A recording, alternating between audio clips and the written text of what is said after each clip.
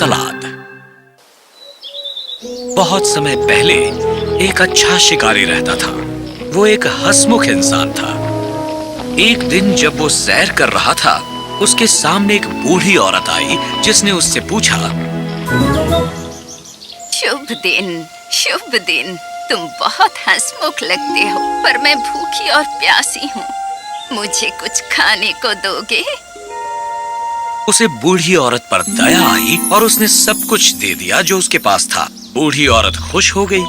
जब वो वहाँ से जाने लगा, तब बूढ़ी औरत ने उसे रोक लिया। मेरे नौजवान दोस्त, सुनो, तुम बहुत दयालु हो, इसलिए मैं तुम्हें एक रहस्य बताऊंगी। तुम्हारे रास्ते में आगे तुम्हें एक बलूत का पेड़ मिलेगा, जिस पर 3 पक्षी बैठे होंगे जो चोगे पहनकर मुरादें पूरी करते होंगे। तुम अपना तीर पक्षियों के बीचों बीच चलाना और उसका चोगा ले लेना, और साथ ही उस पक्षी का एक पंख भी ले लेना। जब तक ये तुम्हारे पास होगा, तुम्हें हर सुबह अपने तकिए के नीचे सोना मिलेगा। धन्यवाद बूढ़ी अम्मा। यदि ऐसा वास्तव में होता है तो ये बहुत ही बढ़िया होगा और मैं हमेशा आभारी रहूंगा।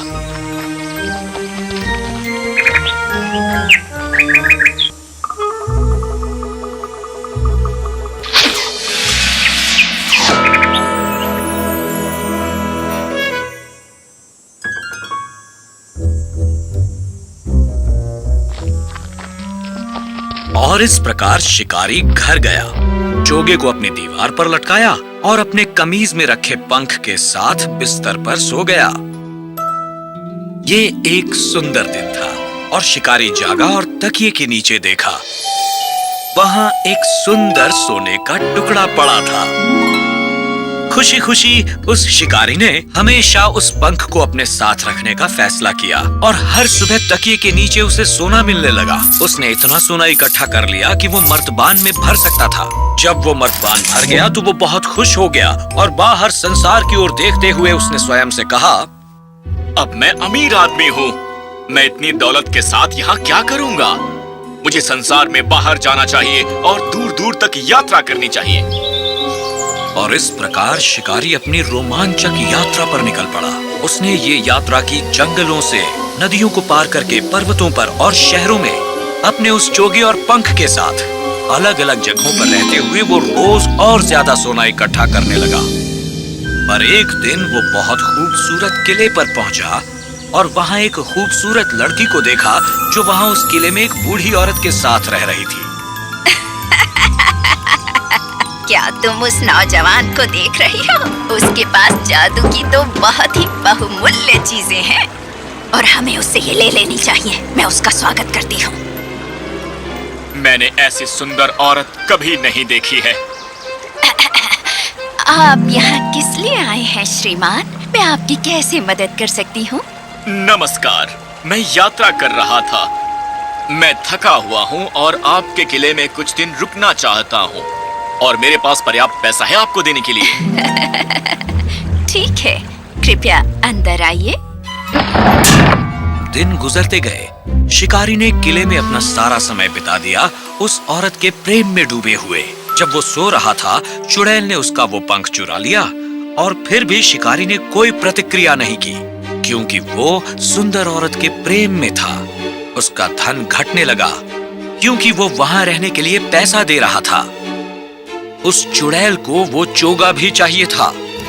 किले के अंदर जहां आग जल रही थी, वहां उस चुड़ैल ने सुंदर लड़की से कहा, हमें तुरंत ही वो चोगा लेना चाहिए। उस व्यक्ति ने पहले से ही अपना सारा धन गंवा दिया है। उसे और परेशान मत करो। तुम वही करोगी जैसा मैं कहूंगी और मुझे तुरंत ही वो चोगा चाहिए।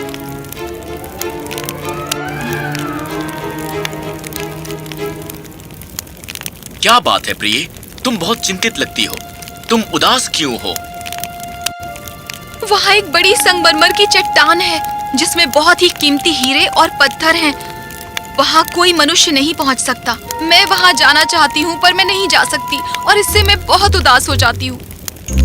यदि ये ही तुम्हारी इच्छा है तो मैं इसी वक्त इसे पूरी करूँगा।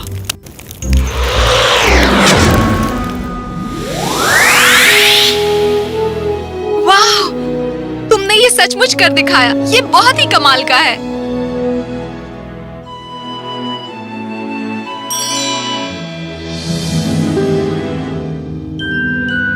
बहुत बहुत धन्यवाद मेरे प्रिय। मुझे खुशी है कि तुम खुश हो। तुम्हें एतराज तो नहीं होगा अगर मैं तुम्हारी गोद में कुछ देर आराम कर लूं? मैं बहुत थका हुआ हूं।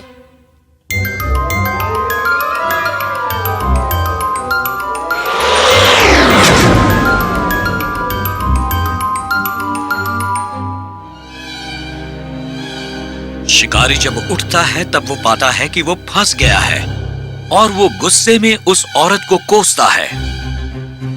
लोग कितने बेकार हैं। अब मेरा क्या होगा?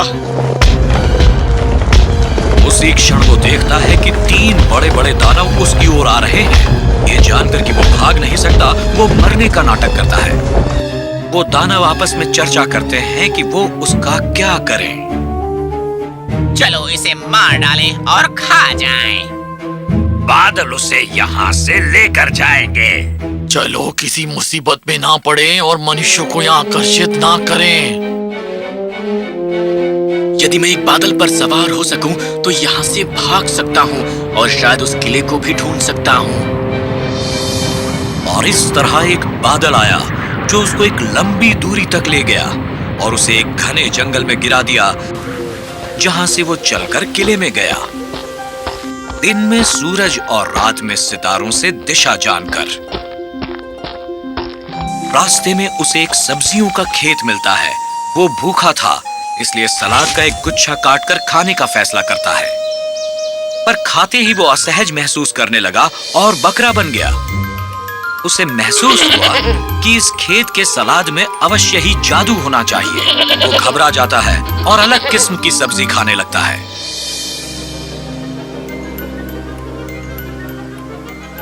इससे मुझे मदद मिलेगी अपना धन पाने में और उन धोखेबाजों को एक सबक सिखाने में भी।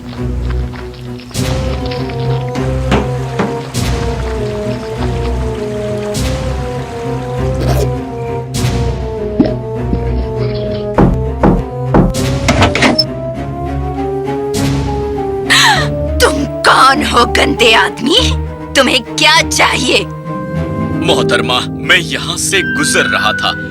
मैंने राजा के लिए राज्य के सबसे बेहतरीन सलाद लाने के लिए यात्रा की। मुझे ये मिल गया है और मैं उसे लेकर जा रहा हूँ। मुझे एक रात आराम करने की जरूरत है। सचमुच?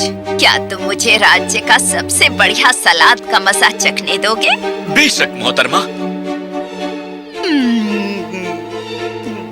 ये बहुत ही स्वादिष्ट सलाद है। बेशक ये बहुत ही स्वादिष्ट है। इस तरह शिकारी को अपना धन वापस मिल जाता है। हालांकि अभी तक उसने बकरियों से बदला नहीं लिया। उसने वो बकरियां एक चक्की वाले को दे दी और उससे कहा कि वो बूढ़ी बकरी को 3 बार छिलके खिलाए और भूसा सिर्फ दिन में 1 बार, और जवान बकरी को 3 बार भूसा खिलाए और छिलके 1 बार। कुछ दिनों के बाद वो चक्की वाला जवान वाली बकरी के साथ लौटा। हुजूर, वो बूढ़ी बकरी मर गई और ये वाली इतनी दुखी लगती है कि ये ज्यादा दिन नहीं रहेगी। मेरे प्रिय शिकारी, मैं हर बात के लिए बहुत शर्मिंदा हूँ। उस चुड़ैल ने मुझे वो करने के लिए मजबूर किया। मैं उसे नहीं रोक सकी।